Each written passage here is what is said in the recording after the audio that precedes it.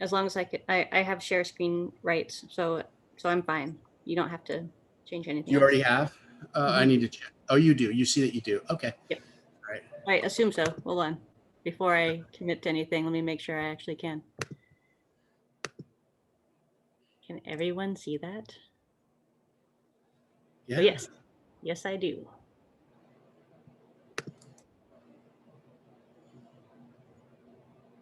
Okay. So we will. Should we give people a few more minutes, or should we call to order? You're a meeting.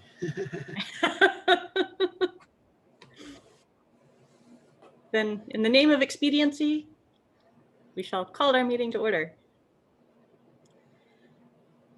So the first item of business on the agenda is public comments. I don't believe Carrie's joined yet, right? Carrie Oakes. Not that I can see, no. Okay, so we might need to bounce back to item 2 if we have a public commenter that arrives later. So moving on to the approval of the minutes from last time. Thanks as always to Mel for putting them together. Do we have a motion to approve the minutes or any requested changes?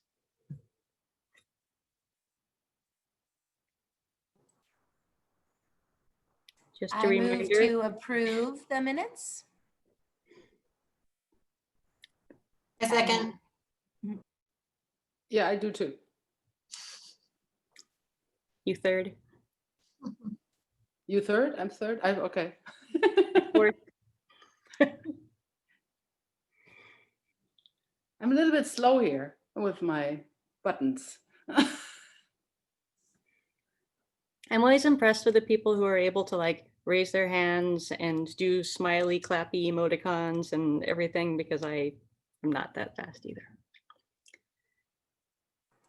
Okay, I believe the minutes are since we all attempted to second the motion, I think that they are approved. Okie doke. For 4A, again, we might end up burning through this agenda pretty darn quickly. 4A, we are going to get an update from, what was it, last week or the week before's city council meeting, where they reviewed the recommendation that we had submitted coming out of our September meeting. And Councilor Cummings was going to provide that update, but I don't believe she's joined yet. Would it make sense, Doug, for you to provide an update in her absence, or should we hold off? You're muted.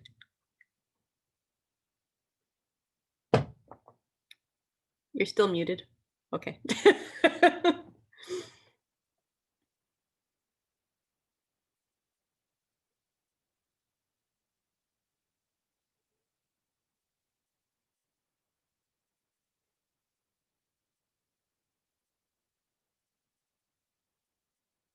And we can always circle back to that item too, if it makes more sense. Maybe letting somebody in or talking to Jerry or Jerry Cummings, it looks like.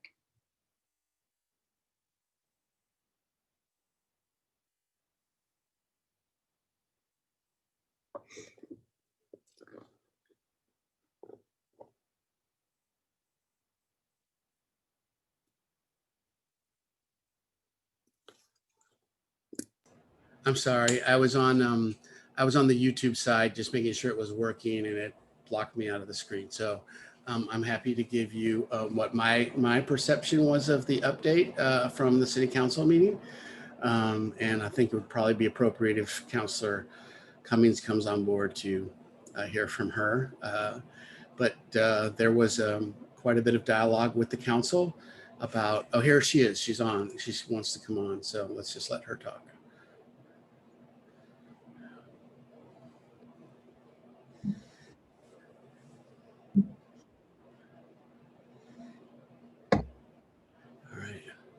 Welcome, Councilor Cummings. They started the meeting already, but it's right to the point where they had a question for you. So I was about to give an answer, but it's even better you're here to answer it yourself. Sorry for the delay. I was in the waiting room. I wasn't sure what was, I don't know. So thank you. Okay, what's the question? Oh, you had perfect timing because the next item on the agenda was getting an update from you on the outcome of the city council meeting that happened back on September 21st with regards to our commission's recommendation about the prior projects. Yeah, so I think the council got the information. It was conveyed at the meeting. And we also talked about the sections of the municipal code that probably need to be focused on more as far as we do have clear criteria from what many of us think are pretty clear there in the municipal code is spelled out, you know, what art is and that sort of thing. So the question of aesthetics versus, you know, yeah. So the public art. Thank you. Yeah. Yeah. And were there outcomes from the meeting regarding making potential changes to that, or? No, the municipal code is the municipal code. I mean, if you're gonna change that, that's a whole nother process, you know. Well, we did just update this. So this definition was actually updated as part of Ordinance 1702 based on the commission's recommendation. So was there further changes that the council had requested as a result? Boy, I really apologize. No, we didn't vote to make any changes. Okay. Doug, you're listening too, right? Let me go back to it. I'm sorry. I was just in the middle of something else and all of a sudden realized it was 5 o'clock already. Okay. Let's see, what council meeting was that? The 21st? The 21st. Thank you. If you guys want to move on with your discussion, I'll look it up. I don't want to hold it up. I just have another question while you're looking it up, just in regards to, so E is artworks that possess functional as well as aesthetic qualities. So that seems like sort of Lance's concept that whatever sort of decorative pavers or the Christmas lights, he can count those towards his arts percent for the arts that his project, like the public works projects and transportation projects specifically, are accounting for. I don't know if you guys got into that detail, but I'd be curious to know if you chatted about it.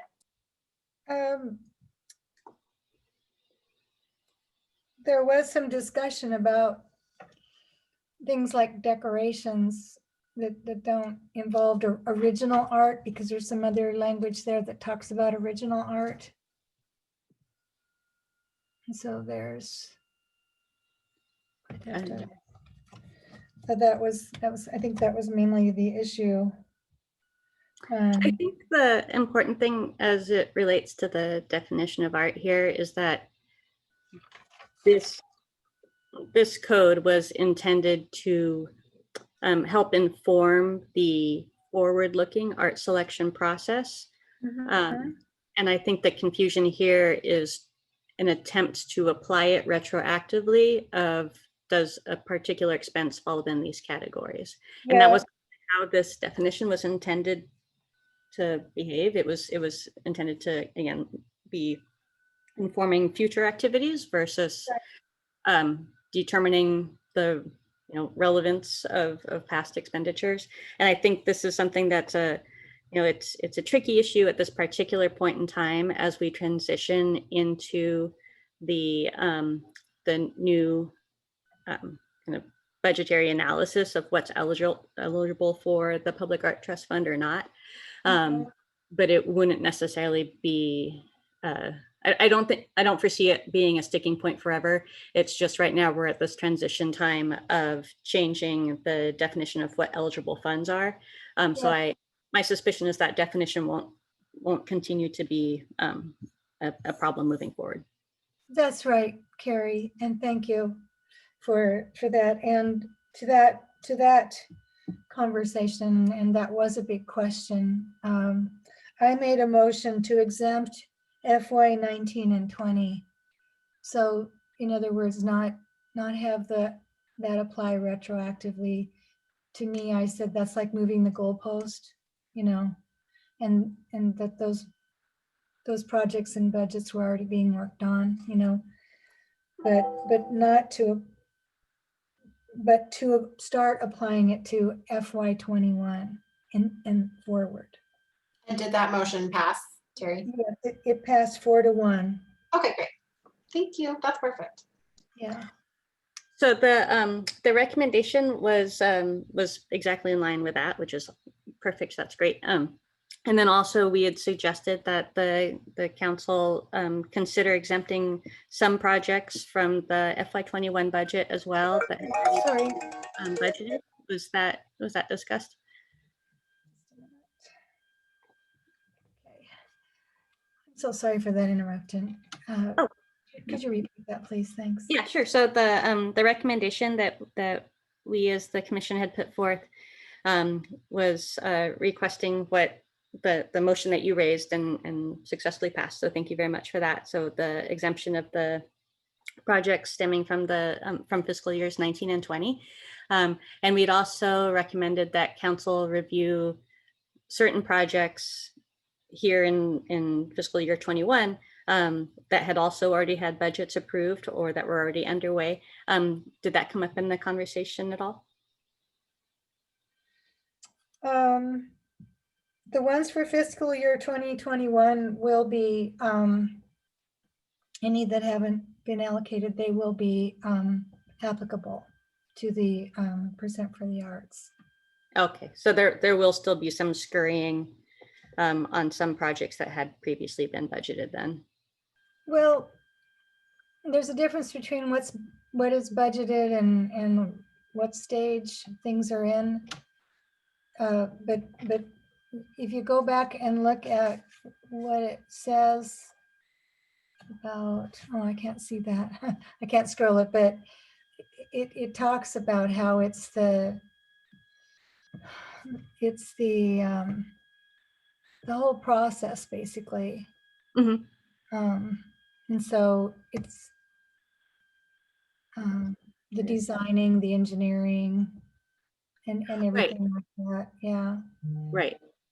So in some cases, there might have been some preliminary work done even on stuff that's beyond 2021. I don't know, but the vote was to have 2021. I mean, if fiscal year 21 onward apply. Okay. Because there haven't, the actual, see, work gets done and then we allocate it. You know, we vote to approve the budget for it. We vote to approve of that certain amount. They'll bring that forward to us and we'll have that vote on it. So there's a whole process. Yeah. Okay. Well, thank you very much for bringing that recommendation to council and getting that motion successfully passed. You're welcome. Hopefully that alleviates some of the confusion around this. Yeah. Anything else related to that conversation that you wanted to pass along?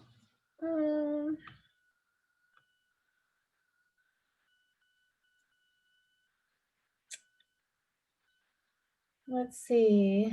Oh, I think something we might not have known is that ODOT does not allow art projects on their property. So Highway 43, you know, if we were gonna want to do anything in the circles or something like that, like we talked about, I'm not even sure if we're even gonna ultimately have circles on Highway 43, the way things are kind of not going in our favor as far as funding is going, you know. Lance is talking about having to scale things back because the grants, you know, from Metro and the feds are not looking real easy there, you know. But anyway, some of that might might start looking better if Metro's bond measure passes. But right now, but anyway, the bottom line is ODOT doesn't allow us to impose our art on their highways and you know, their facilities, like the area of their jurisdiction around the 10th Street exit. And I'm not really sure how that'll work with the Arch Bridge area. I think we're going to have to work on that because we really do want to have, you know, something there. Yeah, that's good to know, because that was definitely an example we were tossing around quite a bit, was putting nice sculptures in roundabouts. Right. Yeah, we'll have to really go to work on that. I think that other cities have done it. I've seen plenty of things. So it'll be interesting to find out really what those limitations are. Yeah. Because we've seen lots of overpasses and circles and stuff with things in them. And those are obviously state or federal highways. So Yeah, like the all the mosaics under I-5 in Wilsonville, things like that. that's right.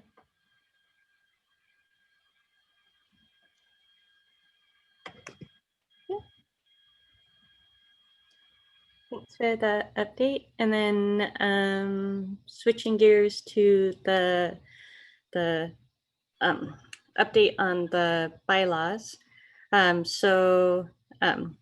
Nancy and Lauren and I met like a week and a half ago or so to go through, I don't know if any of you had taken a peek at the, prior to today, the last draft that I had circulated, but it was littered with questions from me and then additional questions from Lauren and then additional questions from Nancy. And so we all kind of went through those and attempted to answer some of those and come up with decent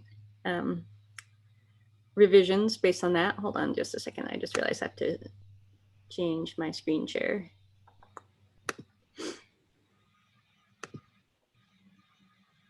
You guys can see that doc, right? Okay. And I also just tidied it up a little bit to help clarify kind of what all of these, like why we're even going through this process. So in the city code, the one that got updated through the vote at city council just a few months ago, based on the revisions we had recommended a while back, the last section of that code says there will be additional guidelines that clarify exactly how all of this gets administered. So which effectively puts us on the hook for defining what the guidelines are so that we can move forward with various projects with some sort of process in place. So that's what this document is intended to do. Sorry, was there a... and I think barring any additional requests for revisions or additions or anything from the rest of the group, the work that remains to be done is essentially kind of running this by other people who are smarter than us on various facets of this. So I think one of the biggies is around, it talks about, I think it's the first bullet up here is provide for an annual plan for public art based upon the essentially the funds that we collect through the Percent for Art. And right now there's kind of an open question of what's the best way to do that. So I think ideally at least what I've imagined and what I suspect other people have imagined as well, is that we're working in lockstep with different city departments, and we know that there's this project and it's coming up and the budget is X dollars, and therefore we have 1.5% of that to apply toward art and what art makes sense within the context of the project and However, everything that we've seen so far from a budgeting standpoint is backward looking. So it's, hey, it's the end of the year and we have X dollars that we can put in this fund. Now what? I think that's ultimately a question for Lauren Breithaupt at the city, is to say, hey, is a forward-looking budget even like feasible? What would that look like? How would we need to, like, what would we need to do to make that work? And if not, then we'll need to figure out how we want to define that kind of backward-looking budgeting process.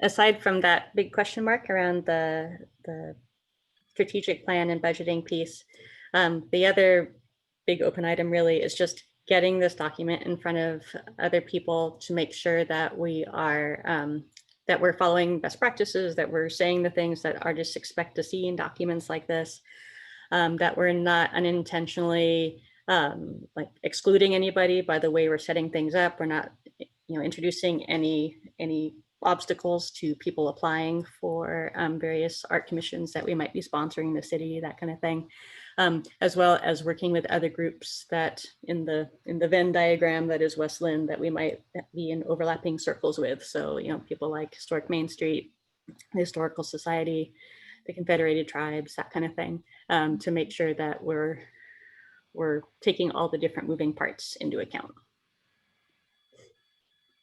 So in our meeting a week and a half ago, we had talked about a few different avenues to get this in front of different people. I confess that I had talked about reaching out to one woman in particular, and I have not done that yet, but I need to do that. But more broadly speaking, I wanted to make sure we gave the entire group an update in case there was other avenues people wanted to pursue, other questions people had, or any thoughts anybody had on any of these topics. I guess, Beat, I'm really talking to you because you're the only one who wasn't at our subcommittee meeting.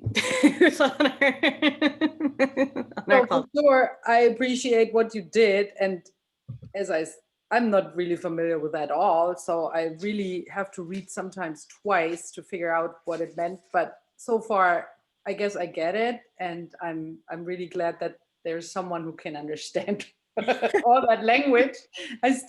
In this case, I'm still learning English. How do you say that? Official language or I don't know how you call it, but like, yeah, language for offices or cities or whatever it is. But yeah, so I really appreciate your work and thanks for updating give an update.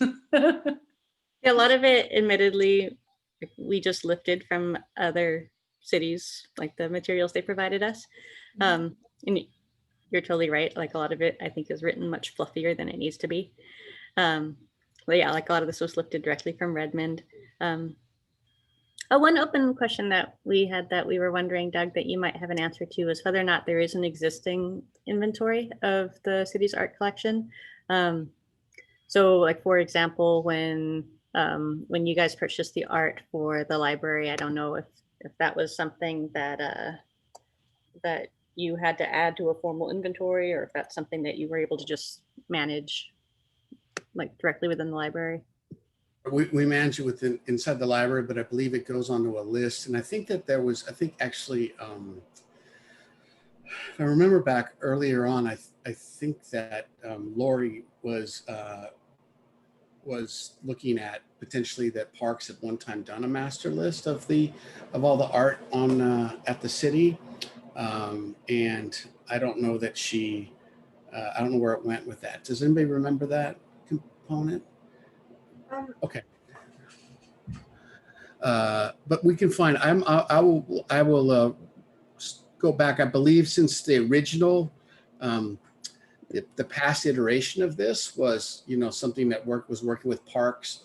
I'll work with Ken Warner, the Parks director, and see if they may have a listing of the objects, or excuse me, the art that the city might have. And it probably is going to be more related to outside, but we'll see if they also have inside. And if not, that's probably something that I know that we've talked about in the past about creating an inventory or an updated inventory. The other component might be is we may have riders on some of these, so they may be identified for insurance purposes. And so there may be that list. So I can also talk to Lauren about that and see if that exists as well.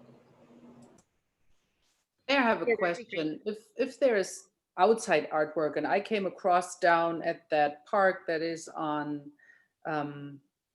where the Tualatin River, there's a little walkway. I don't know what the street is called, but there is an big art installation. And I was wondering if when Park and if they have kind of a map where they also make a note that there is public art or that there is art available to look at. Is that something what you also can ask the person? Yeah, absolutely. I'll work with Ken on that and see if there is, and maybe also if there is, and there's somebody that's been assigned to it from his his his personnel, that we can actually have them talk to us about it as well. No, that I would also be want great to to have a all map of you. for So, that. I'm sorry, what Sorry. was that?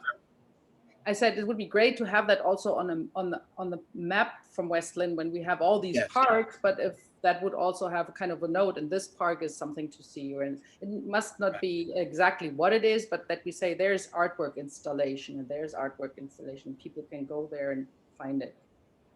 Sure. I think we can certainly see what's been already created and go from there. Yeah. When I was looking into this in 2017 and 2018, trying to, and talked to the Oregon Arts and Culture community liaison. I have to remember his name, who told us that he gave us some ideas about, to start out, it's good to have an inventory. And through that conversation, we found out that we had done some inventory work as part of Clackamas County's Arts Alliance's work on inventorying the art in Clackamas County. So in 2000, I think it was 2015, West Linn had provided some data about that to them, and so that might be available to us. And then as far as our process, I noticed on the Clackamas County Arts Alliance website, they had shown that they were involved with our West Linn Library art, the project, the installations at our library. Other than that, we also have our installations that were done as part of the new police station. And I think that was done, I'm not sure exactly how that was done. It was probably done through the parks, because that's the way the old rules were. You know how the old rules were, part of it was kind of directed by the city manager. Okay. Speaking of city managers, I didn't know if you saw the text, but Jerry's here with us now, Jerry Abrilato. So and I know he has a bunch of meetings, as maybe Councilor Cummings says today. I think there's 3 different city meetings, subsidiaries going this evening, this afternoon, evening. So I wanted to just make sure he had opportunity to say hello to everybody, if you don't mind, Carrie. Can I just say one quick thing about the inventory? Oh yeah, sorry, Lauren, I'm sorry. That's okay. Just that it sounds like there's a lot of potential little pieces and stuff, and I would volunteer myself to consolidate those things depending on what is found and sort of make a thing. So if you want to have sort of a point person within the commission, Doug, I would volunteer to be that person.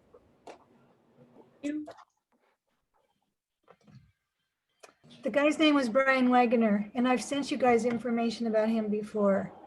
You might find that in your files. Thanks. And Lauren, I know a couple of people with the Clackamas County Arts Alliance, so I'd be happy to reach out to them to see if on their side they have any of the documentation that Terry, you were just referring to. And if I happen to turn up anything, I'll send it your way to fold in.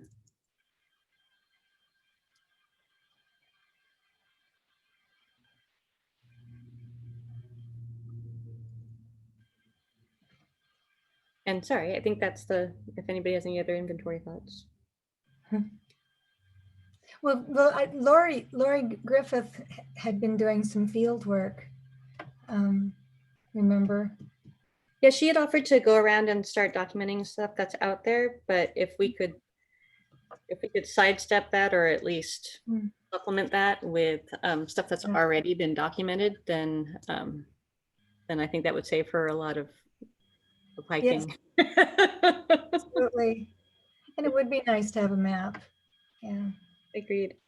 Yeah, we talked about putting a map of like a, West Linn art tour on the brochure that we were going to put together for all of the events that have subsequently been canceled. But someday we will be in a world that has brochures for walking tours, and then we can put it on there. The electronic ones are good. Yep.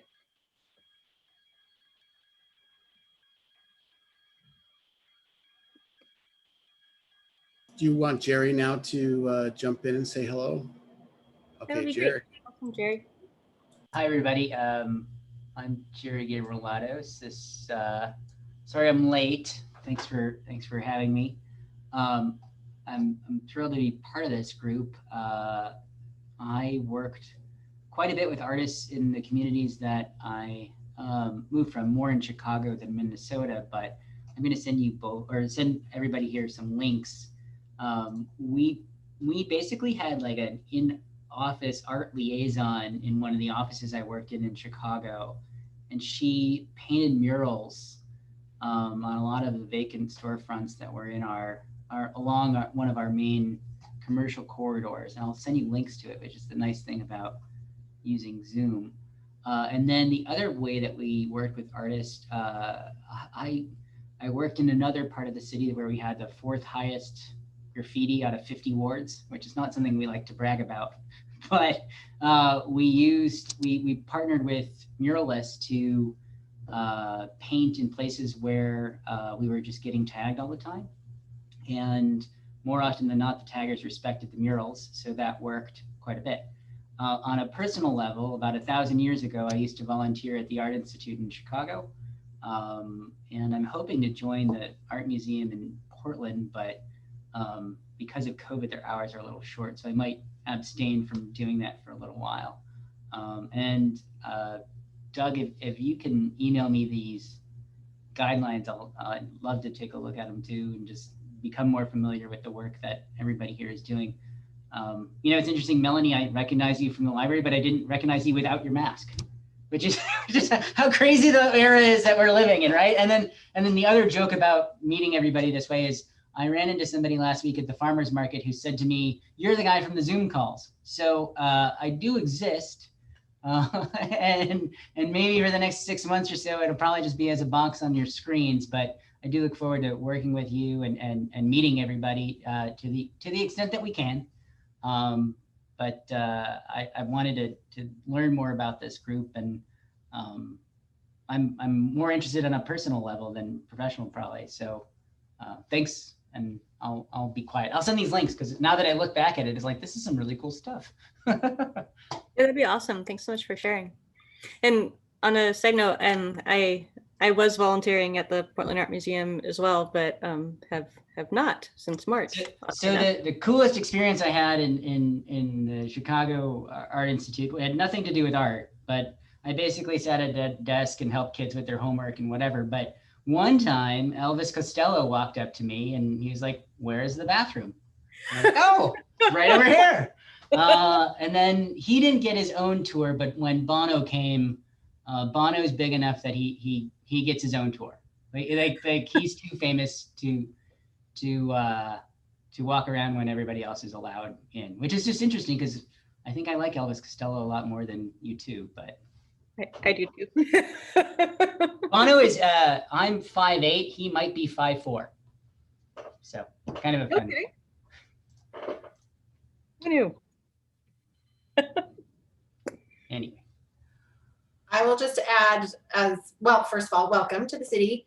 I was going to make a plug for this later, but since you're here and have a personal interest, next weekend and the following weekend is Portland Open Studios, and they're doing all virtual visits this year, and it's all free, and there are some West Linn and Lake Oswego artists. So cool. If you wanted to get to know some artists in your own backyard, you can look that up. It's a really cool. What is it called? It's called Portland Open Studios. Hey, Lauren, that reminds me, that's one of the things that Brian Wagner suggested, is that we try to also develop an inventory of the artists and performers in our community. And so I was going around to those studios whenever I heard about them and finding, and I do that at art shows too, you know, in the summertime. Oh, you're from West Linn? Right down the, you know, because otherwise it is amazing sometimes to go to, I don't know, to art shows and find out that there's an artist from West Linn that you've never even heard of, you know? Yeah, yeah, it's a juried show, so I'm not sure exactly how many artists there are locally, but there's Yeah. definitely a handful. So I will be checking them out, and I recommend you all do too.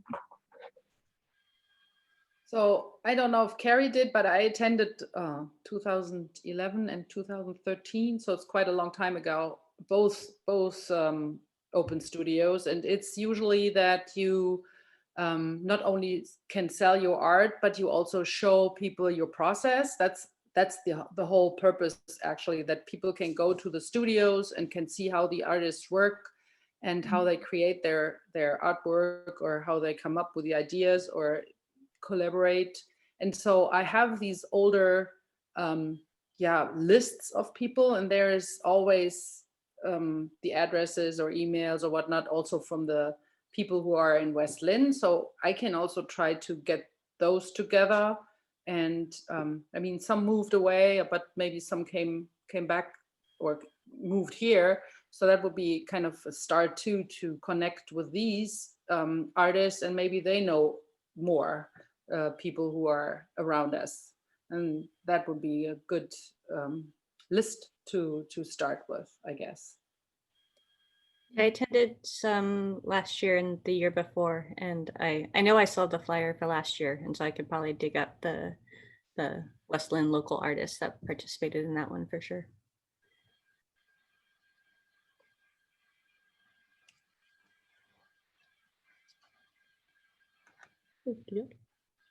And thanks for sharing the links, Jerry.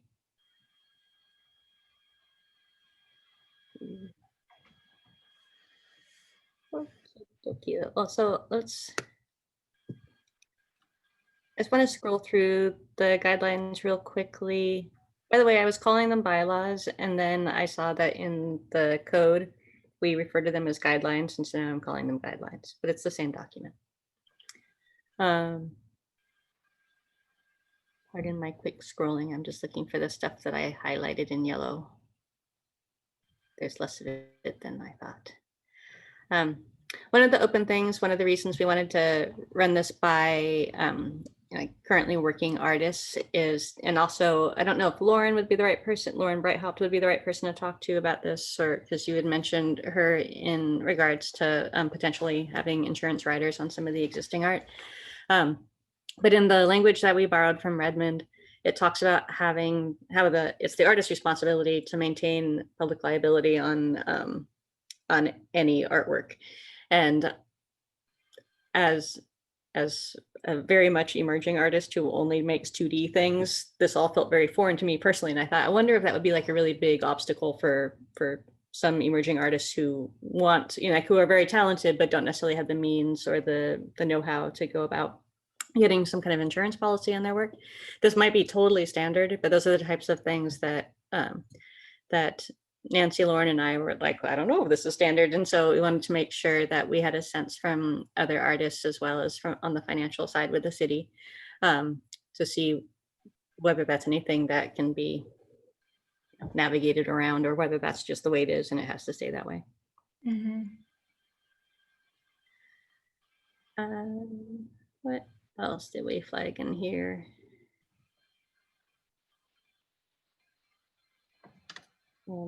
There's our nice little placeholder for the strategic plan moving forward. And then again, this is one of the areas, but there's kind of this blanket statement here of kind of this whole thing is done with the, reminding everybody that we are the Arts and Culture Commission and making sure that everything's being done equitably and inclusively. But there again, that's why we wanted to get it in front of a more diverse audience to make sure that we're reflecting the needs of various facets of our community appropriately.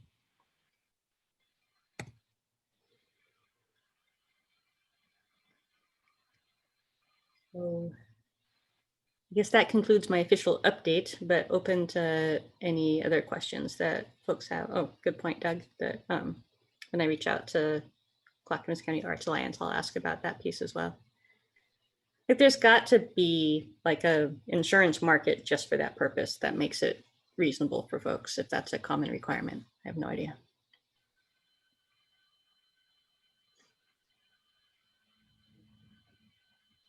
Any other guideline / bylaw thoughts before we move on? The thought that the artists would have to insure their work after we've already acquired it is new to me. I don't know. I've never heard of that. Yeah. Yeah, it struck me as odd, but again, like that, I've never participated in that process, so maybe it's totally par for the course, but it might be a weird oddity that made sense for Redmond that doesn't make sense for us. So worth asking around at least.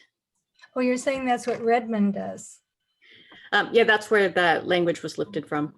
I see. Huh. Almost all of this language was lifted, and then we pared it down. We made tweaks where it made sense, or we made revisions where things didn't line up quite the way we do things here. But by and large, it's borrowed from them, who once upon a time borrowed all of their language from Lake Oswego. So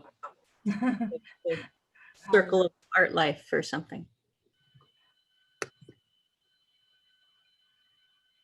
Okay, so let me hop back to our friendly agenda.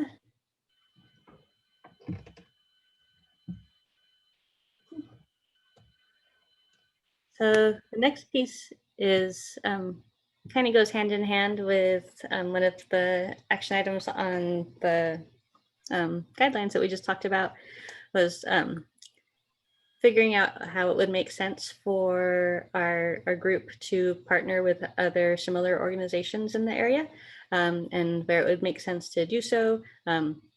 One more immediate example of that would be when Pauline spoke at our meeting in August. And I think that just kind of got all of us thinking about like, oh, there's these other groups that are doing things, and it would make sense if we were doing things in concert. Nancy, I don't want to pick on you if you weren't prepared to be picked on, but I think you had requested that this be added to the agenda. I really don't remember when, maybe back in August. So I'm happy to hand the baton over. Yeah, I don't have any concrete ideas. I was just when, like you said, when Pauline attended, and she was presenting the idea of the banners, and I think we all agreed that we didn't necessarily want to get involved in banners necessarily unless they were also cultural, and that's when we had talked about maybe involving some of these other groups and promoting any type of cultural program or awareness. So whether it was working with the Grand Ronde tribal leaders, or with the Black Lives Matter group, or where we could involve that. So that's kind of where that idea came from. And then especially given that some of our projects may be in the new Main Street area, or with the old City Hall building restoration, considering that we might have cultural groups occupying office space there, or museum space, or whatever that might become, and involving them. So I didn't have any concrete ideas. I just thought we definitely should involve some of those groups. Agreed. And I don't know where the right place is to start. Maybe we just reach out to some of these groups and say, hi, we exist, and see if we can get, something along the lines of like an informational interview with folks from them, and just kind of swap ideas and see what kinds of programs they might already have going that we could, help support or piggyback on, or whatever the case might be. Right. Do we have we heard any more from Pauline, or is that was just, she just visited that one time? As far as I know, like, she just visited that one time. Okay. We talked about me following up with her just to say like, hi, we heard you, and we haven't forgotten about you. But I haven't been able to track down her contact information, and I I should have followed up on those questions to get that contact information, but I don't have it, and so it makes it hard for me to get back to her. If anyone on this call right now has an email address. We got this email, I think, but I don't know from whom it was, but that was included all the samples for these planters, if this falls also in this category. And I think everybody from us was more a little bit, okay, what do we do with planters? And now with that email and the pictures that were attached, I have also more of an idea, what they actually looking for. So if we reach out to different groups, maybe we should ask them what they expect from us as well, that they say they have an idea, but they don't know how to process it, or how we can actually do it together, or how the city can contribute to that. And I think that would be yeah, I think a good idea to connect with them, that they have maybe ideas and they don't know how to process. Agreed. So do we come up with our short list of groups and then pick names out of a hat and we each reach out to one of them? Or does anybody have existing relationships with any of the groups? I know Lori is actually also on the Historical Society, so she could very easily get information on the Historical Society because it's already in her head. but she would also be like an easy liaison, like it wouldn't be adding a meeting to her life because she's already active in both groups.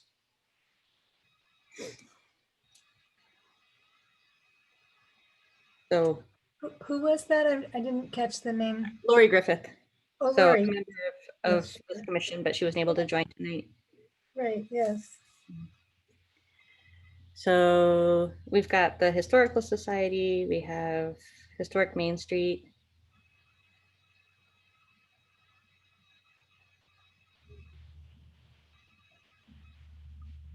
And I know Pauline was one that spoke at our meeting, but then Terry, the message that you had forwarded on about the planters was from, I forget who, but Shannon would, Knight. Shannon Knight is what part of the Main Street, the Willamette Main Street group? and I don't recall, but I assume her contact info is in that message. So Yes. she'd probably be just as good of a conduit into the group as Pauline. Would that be fair to say? Yes, absolutely. Okay. Yeah, it would be nice to get something rolling, you know. Yeah. So we've got the Historical Society, Historic Main Street, Black Lives Matter, the Confederated Tribes. Are there other groups specific to Westland that would make sense to add to our list?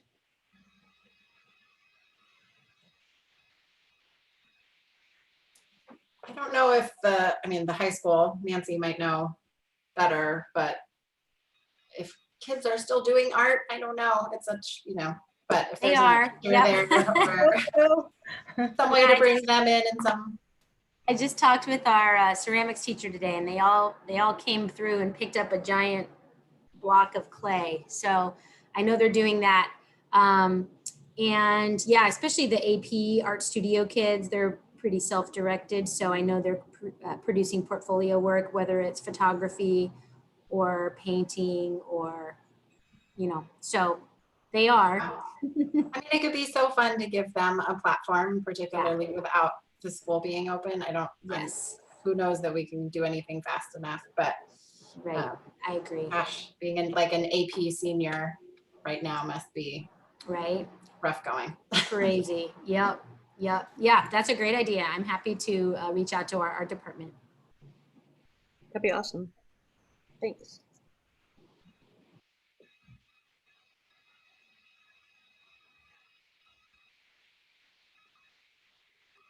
Okay, so we're, in her absence, we're assigning Lori to liaise with the Historical Society.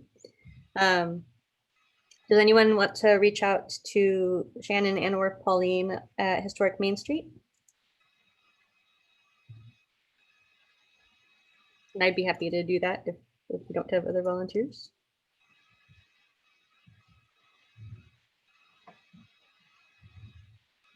And I don't know if we have a contact for Black Lives Matter within West Linn. Do you know, Nancy?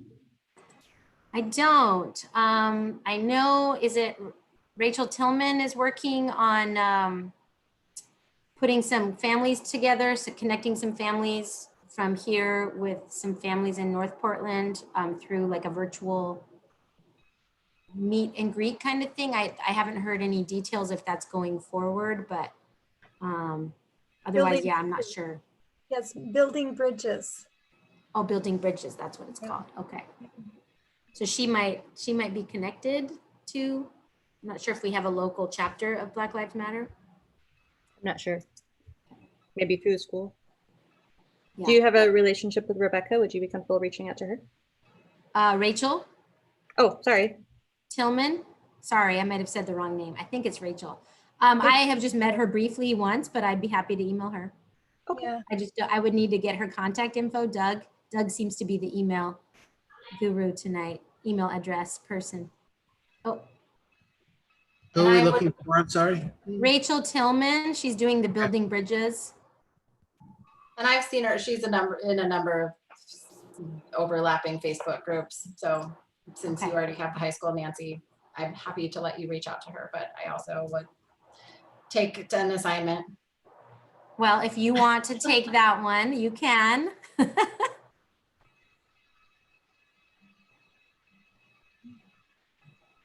And then the Confederated Tribes of Grand Ronde, do we have a sense of who we would reach out to there?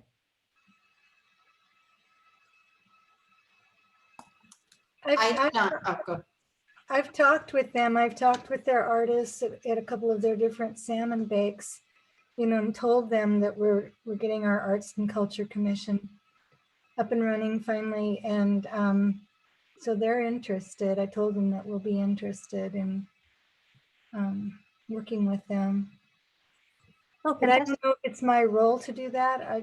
You know, so.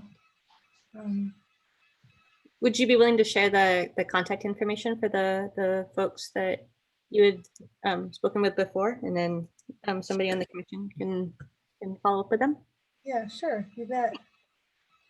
I don't have it on the tip of my tongue.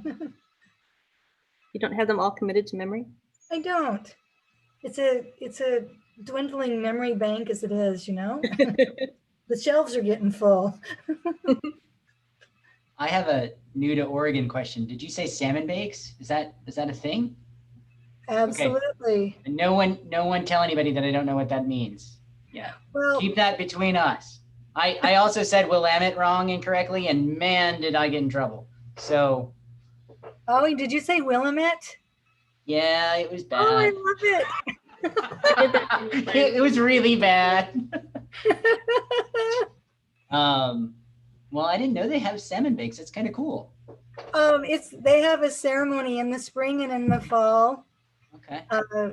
Where they get special permission from PGE to construct a platform on the, you know, that island area, and they get some salmon, and then they do this like really early in the morning, and then they bake it for hours and hours, and then they have a big potluck and stuff. They usually do it at McLean House in the fall. I went to one there at the McLean House, and then in the spring I went.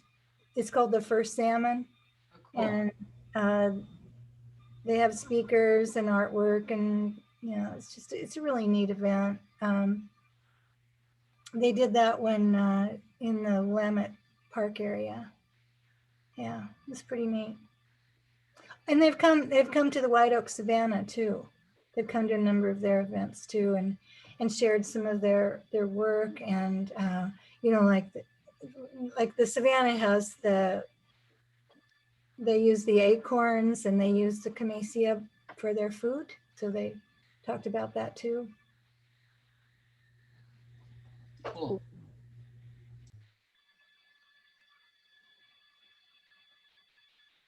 Okay, so Terry, you'll get the contact information circulated for Grand Ronde, and does anybody in particular want to reach out to them with the kind of the same intro conversation?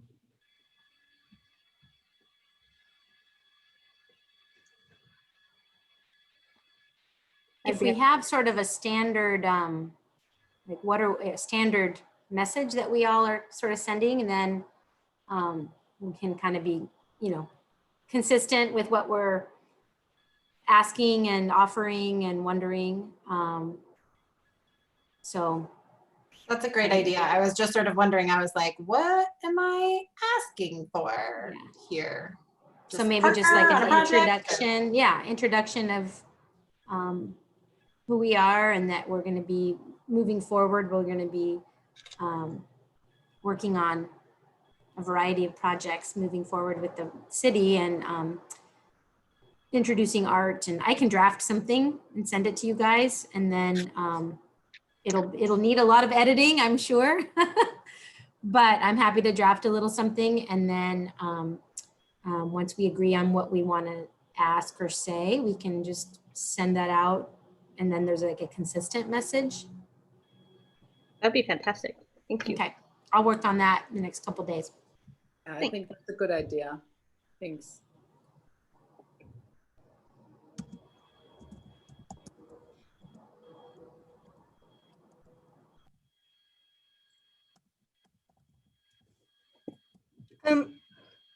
I'm also giving you the name. It's the Chachaloo Museum.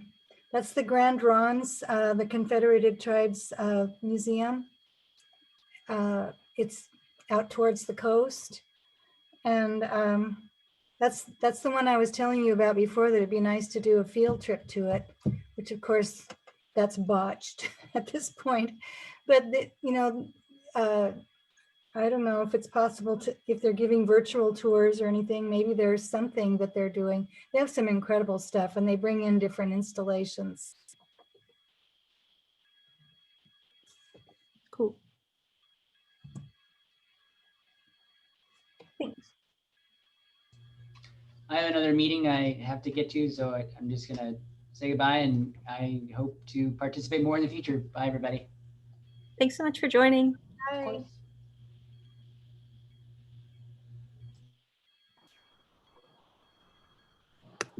Okay, any Is other? someone, Carrie, are you capturing all the chats? Or someone copying and pasting all that into, so we have all those contact emails and names and. That I is was someone- wondering if those got captured in the recording. Yeah, I didn't know, just to be sure, maybe. I have the contact information written down. Oh, you do? Okay, thanks, Mel.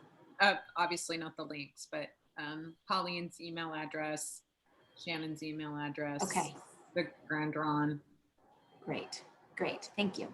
You're welcome, and they'll be in the notes. Am I safe to assume you're going to do the high school? Because that's the only one I don't have a name associated with. Yes, I can do that one.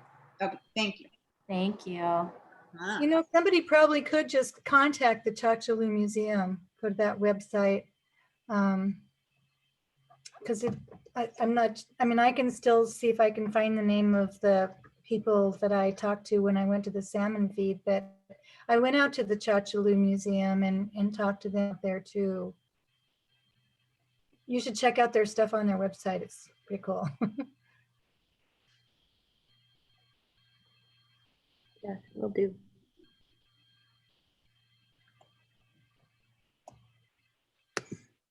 Yeah, and I do think, I mean, we can't do everything all at once, which this sort of bleeds a little bit into the next agenda item, but that, I mean, it seems great, like throw some initial, hello, here we are, what do you think about that out there? And then kind of see what comes back. I mean, in that realm, I'd be happy to reach out to the museum. But that does seem like a bigger, I'd want to be, yeah, I mean, I guess with all of these things, I want to be respectful and make sure that we do kind of know what we're asking for, I guess. It's not just like, hey, tell me about the art you do. Anyway, so. Right, because you want to do more than just be like, hi, we're here if you need us. Because it does look like a great museum. I mean, just a brief click on it, looks great, but I mean, I don't know, how many requests do they get to partner? What is their bandwidth? Anyway. Well, they're part of the Willamette Falls Heritage Land Age Coalition also.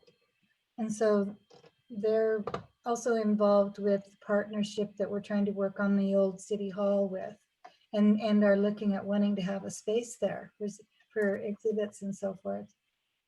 Terry, is there still, in my old job life, there used to be a group of people who were working on the Willamette Falls locks kind of situation. Does that group still exist? Because that might be a place where we could, instead of doing 1-1-1, you could do 5 at once, because I know they had the tribes involved, they had the city involved, they had, but I don't know if those, like, is that still happening? I don't even know. Oh yeah, well at this point, it's actually involving the governor. I mean, this is something we need to work with the feds on. You know, you probably know. Yeah, so yeah, there's, I wouldn't, yeah, it's a group of people for sure. Mayor Axelrod is our representative on that.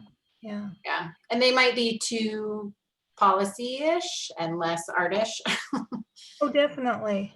but just as a group of like, hey, we see what you're doing and we want to help to highlight it or celebrate it or bring some pieces of what they're doing into our work or whatever.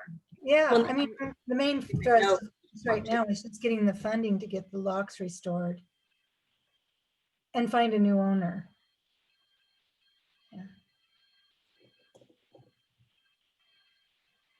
So it sounds like we at least have a handful of potential contacts that might know who to direct us to.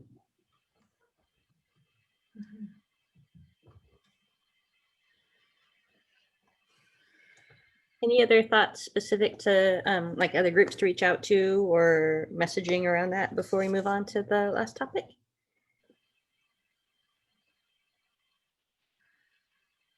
Okay. So this last one, and I don't know that this is some, I suspect this was not something that we will like have a tidy response to by the end of our meeting today, but wanted to at least get the ball rolling. Lauren, I know you've brought this up a few times and it's been in the back of my mind. It definitely came up a lot working on the bylaws, because it's like, well, do we need a mural policy? Only if we're doing murals. Do we need to worry about how to install sculpture? Only if we have a sculpture program.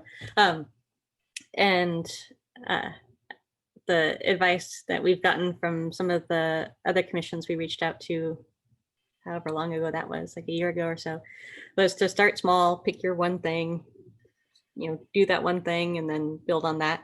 And here we are a couple of years after being officially forged, and I don't know that we have our one thing. The pandemic has made our decision a little bit easier because it has quickly ruled out a lot of performance, music, art fairs, a lot of stuff that might have been on the table is at least right now not on the table. So I just wanted to kind of open the door to the kind of big conversation of like, what are we all doing here? What do we want to do? How do we want to, transform our city?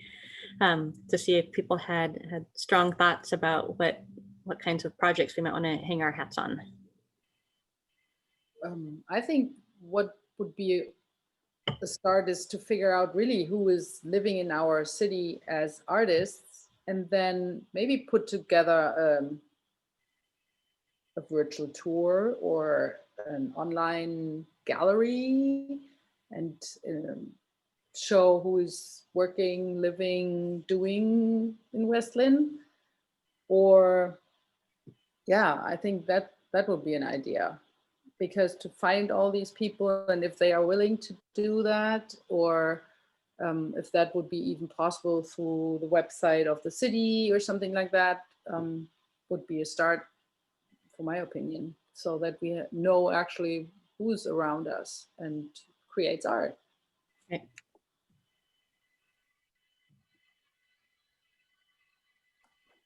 I do like those planters, I admit.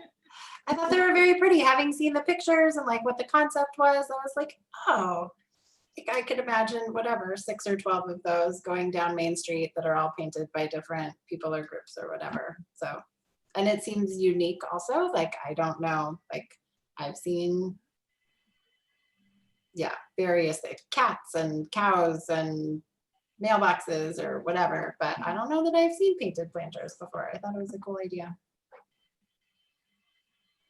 Carrie, can you forward me that email? Because I was not in the loop, so I haven't seen the planters. Pictures of the planters that you guys are referring to. Yeah. The, Yeah, I can do that, or I have it all right here. I'll forward it to you. Okay, thank you. I didn't ever get copies of them. That way, then when I'm writing up notes, I will have that included. Thank you. thanks. would that be kind of an idea if we have the West Linn artists that we say, hey, if you were interested in to get some artwork on a planter, but we don't know what the planters look like or what they should look like, or I mean, then we have two things at once. We have an interesting decoration, or yeah, how do you want to say it? But on the other hand, we can say, hey, that's the artist from West Linn X whatever, and this is the other guy, and this is the other person, and they do this and they do that. I don't know if that would be a project or an idea to invite the artists living in West Linn and also contribute to the Main Street project.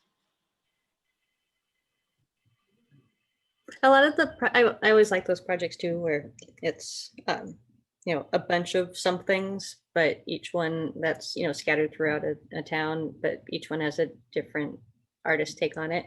And it seems like a lot of those projects reach out to certainly reach out to established artists, but then also reach out to just the community at large. So there might be one that's by the art students at the high school or by a particular organization, or I think when you said cows, Lauren, you might were you referring to the cows in the Pearl?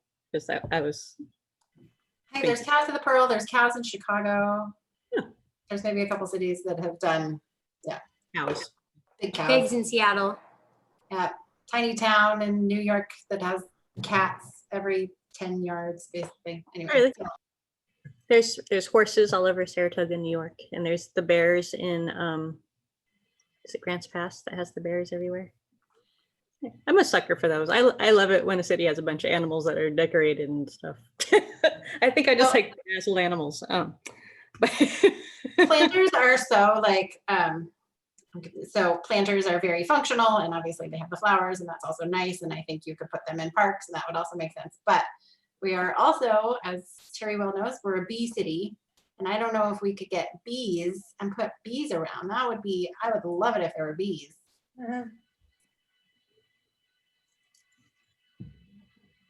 But I don't know where you get the bees. That's the problem. Like planters, you can go to Home Depot and buy, or hopefully they donate whatever, 40 of them so people can paint them. But Or maybe the planters are the paintings on the planters have to incorporate bees.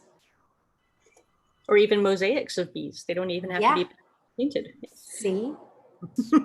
Mosaics seem more long-lasting. I like the bees idea, of course. The planters strike me as very doable. Like there's already momentum to have planters somewhere, which is why they became one of our go-to examples for these conversations. You don't have to worry about sourcing larger than life bee statuary to then later decorate. Because like you said, you can just go to Home Depot and pick up a planter. So that might be that doesn't mean that we need to define ourselves as a commission that we're the planter people. But it seems like it could be a good first thing to get our teeth into. You could turn that around quickly. It's not like you'd have to wait for a 5-year fabrication period to be able to actually see the thing. The question is, the Main Street group, they mentioned that with the planters, do they have already an idea what they buy or what they get? Or was it only to us a question what they can do together or what we can do together with that group? That's what I don't know. But on the other hand, we don't have to restrict us to the Main Street then. We can go further out and say, okay, planters can be all around the city. And with the bees, we can require it must be a bee somewhere in the whatever design an artist comes up, or the school, or a group of children from the high school or something, so that everybody has, or every planter has kind of a red dot, red line, red thread through to all of them when they are in the city scattered around. And I don't know if the Main Street group already has a budget for those planters, but need more impact of who can be the artist to decorate them. Is that something we know?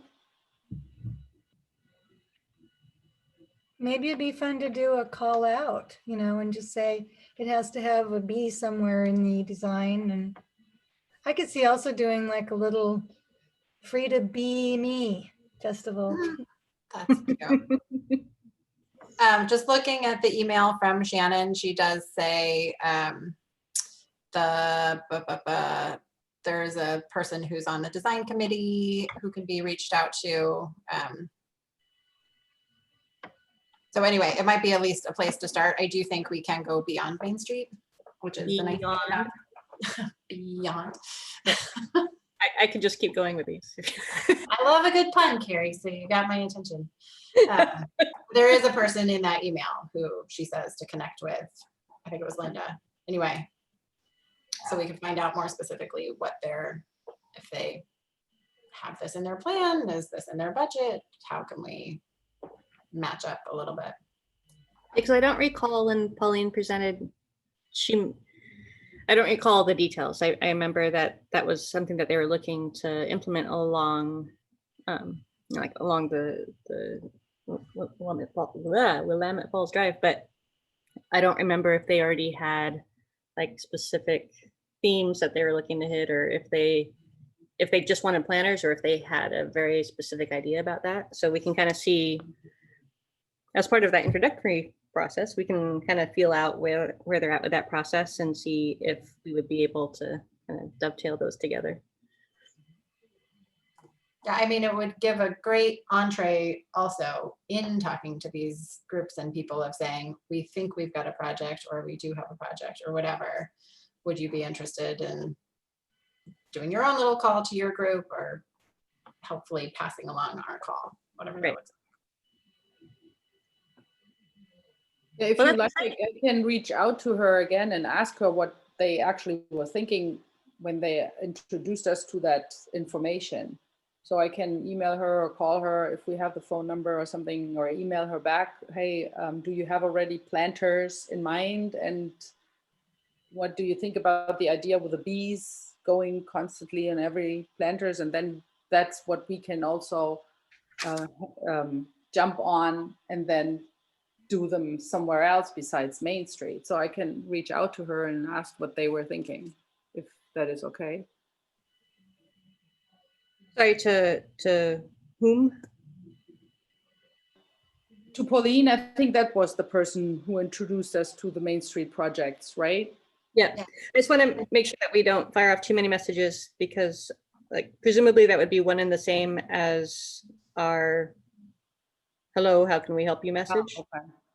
I don't know, but that would be only a question only for the planters. That's what I was wondering, if we should reach out to her to ask specifically if they had already planters in mind and what they wanted to have from us, because she reached out to our group to introduce the whole project. So that's why I don't know how we should proceed, more like a new introduction. Hey, that's what we're doing, or specifically going to their question, what we can do together on the planters or design or whatnot. Beata, I'm going to put in the chat, it's Jody Carson, who is on the email from Terry. She's the design committee. I assume they're a small committee like we are. So she copied her on the email. So hopefully you can get, because it sounded like at the end of her message, she's like, this is not my strong suit. So I leave it to the people who it is, but. That's right. She was like, I'm the business person. Yeah, if you'd rather follow up with them, then I'm absolutely happy to cross my name off that one.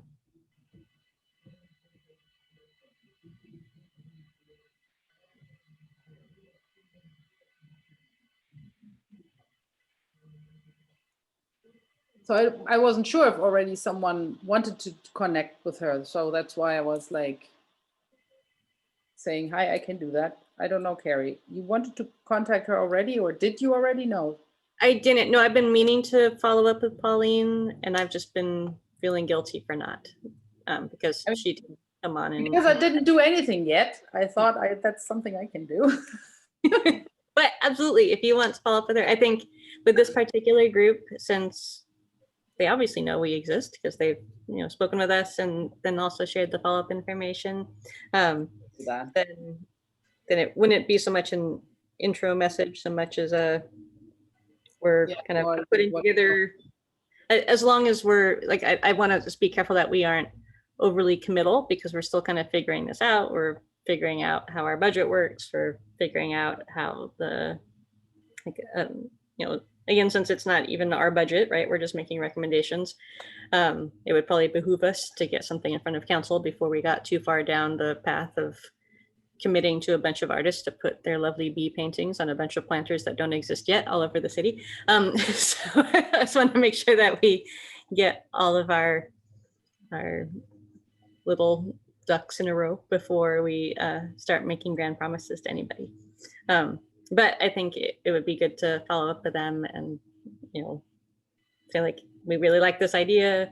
We're looking to, move forward with this. We're still kind of figuring out some of the details, but we wanted to just kind of check in and figure out kind of where they're at. Like, like all the things you were saying is like, do they have designs in mind? Do they have themes in mind? Or is that something we could partner on?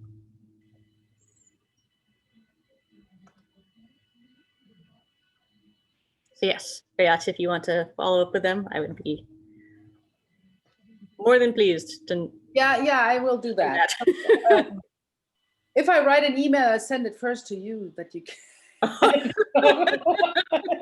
No, it's all good. I think that's fine. No, I think I'm able to do that. So please don't. Just be empowered. Well, holy cow. I thought this was going to be like the beginning of this like lengthy conversation of bouncing back and forth for like 3 months. And here we are with the thing that we want to do. And that's fantastic. And I'm elated. And it's 6:20 and we're already through all of our official items. This is weird. What's going on? Does anybody have any specific comments on any other topic, on that topic or any other topics? I was just It's just long term. Do we need Lauren B to give us, or someone from staff to let us know what's coming up in fiscal year 21? Is there anything we need to have on our horizon, on our big projects that we need to kind of start planning for or be at least thinking about? Doug, would it make sense, or do you think, I assume she'd be open to it because she's been very open with meeting with us so far, but just setting up a meeting with Lauren Breithaupt, either as part of our next meeting or even just in the interim, just have a couple of us chat with her about all things forward and backward looking budgeting.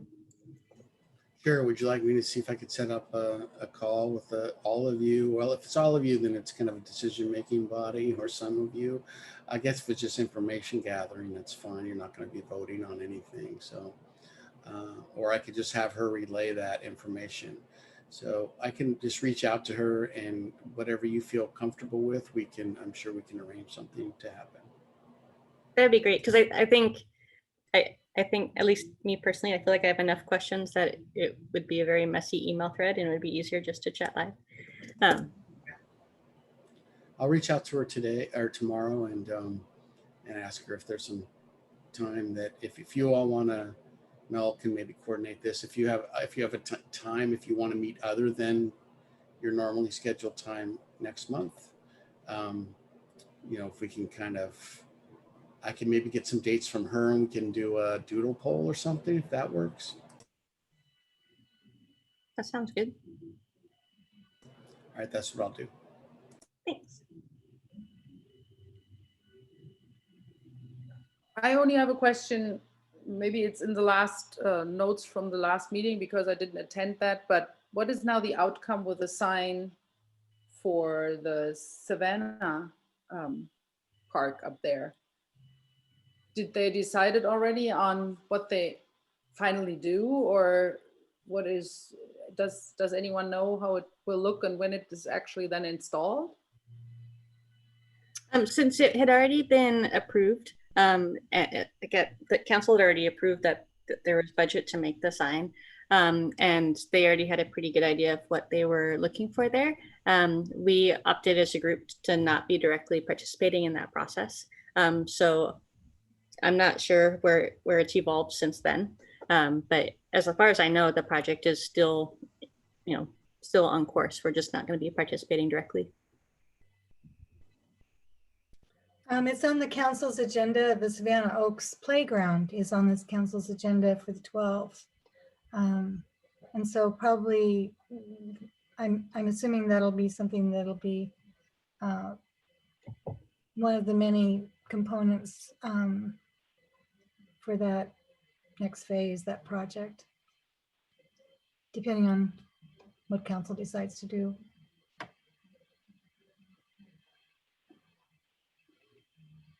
So stay tuned, Beat. Yeah.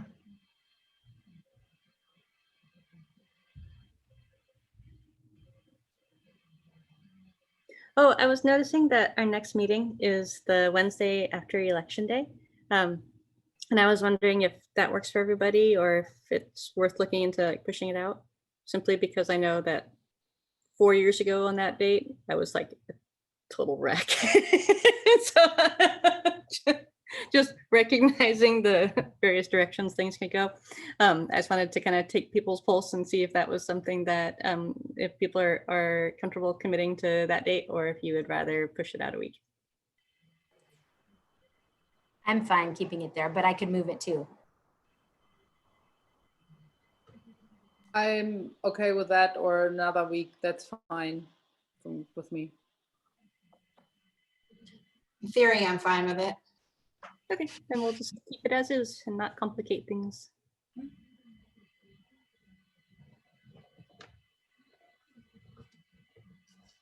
Any other comments, questions, observations?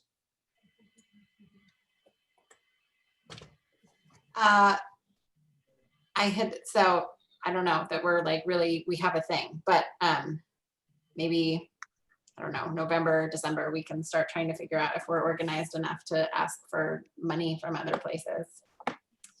That's right. Keep an eye on stuff. I know I forwarded to Carrie an email.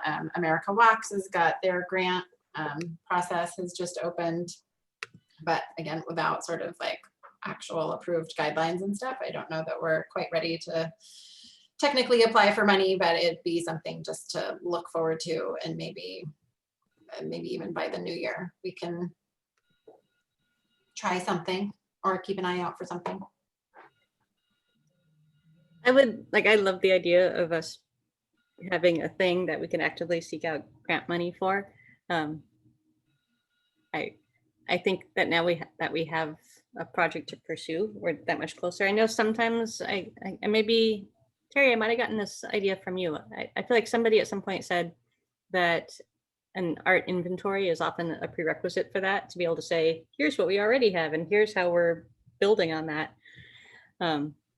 But it's like we're getting our acts together on both of those fronts, and so I feel like we're kind of on the cusp of being able to, Yeah, that was part of I want to say almost like the criteria or kind of like an initial step that Brian Wagner recommended that we do. And that's when I found out that we had already done some legwork on that for Clackamas County. And then there's a grant cycle. And I think the grant cycle is probably kind of near completion for now. So the group can look into what is the cycle, is in my recollection, it kind of wraps up in the fall. Okay, I think it was literally last week that the Clackamas County Arts Alliance closed their grant cycle. Mm-hmm. But yeah, there's various ones out there. So But it's exciting that we're figuring out all those different pieces, and we'll be able to build on that.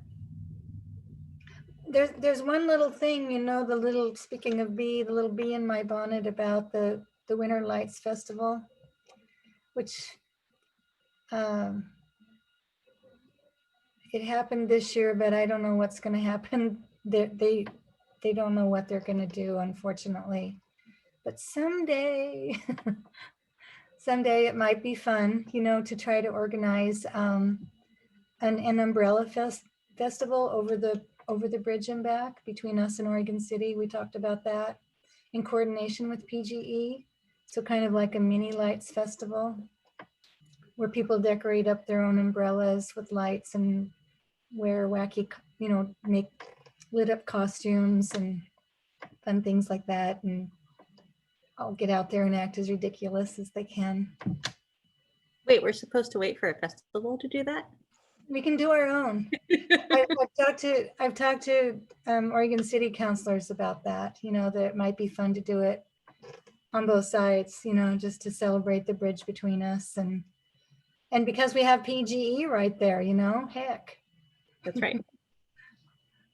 That has made me think there are a few different steps. So I saw that the Parks and Rec Department is doing a Boo drive-through where they're giving people pumpkins, and then people are taking the pumpkins away and carving them and then bringing them back to the adult community center, and they're going to put them ostensibly, I assume, around the like parking lot.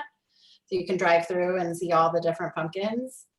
And obviously we're not ready now, which is sort of frustrating, but it would be so much fun to do, like, I mean, just to let the artistic community know about that, right? As opposed to like, I mean, I sort of found out as a parent of young children that they're doing that, but I could imagine if we had sort of the contact list that Beata was talking about and kind of the map of artists or something to, anyway, it's just a bit of a motivation to kind of get a contact something to be able to communicate to the people of West Linn, because I think particularly with the Parks Department, there's probably a lot of synergy in calling people together and communicating with different groups that might not otherwise overlap.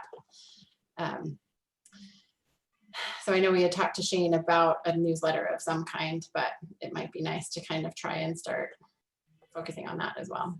Maybe something for holidays.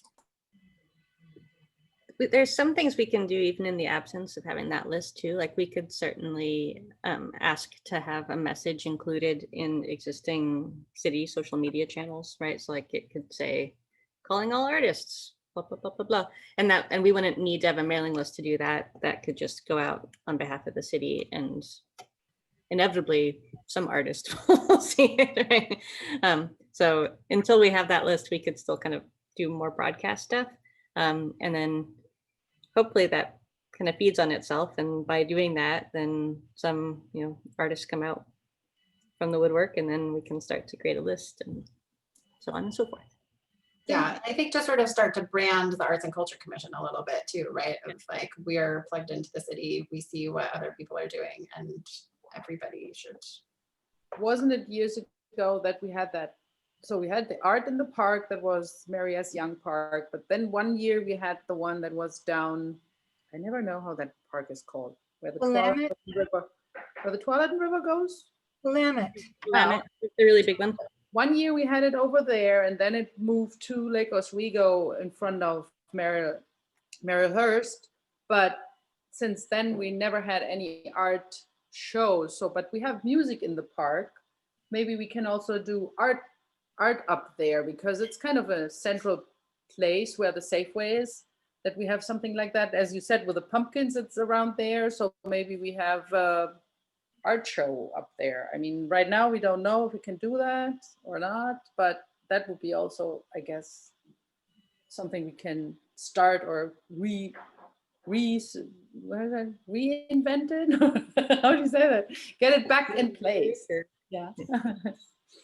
I don't know that with small, I mean, it doesn't have to be only the artists from West Linn, but maybe some other artists from Oregon City or even Lake Oswego want to join for the first or second If, I mean, I know the McLean House wants to do that too, but that would be kind of a different time in the year. So maybe we have our own over there. Yeah, that was something that struck me shortly after moving here was I felt like every single city apparently has an art festival except for us. But this is probably not the year to get back on that wagon. Yeah. And a lot of cities are doing virtual art shows right now. Yep. That takes a certain tech capacity. All of October, Charbonneau and Beaverton are both doing their virtual shows.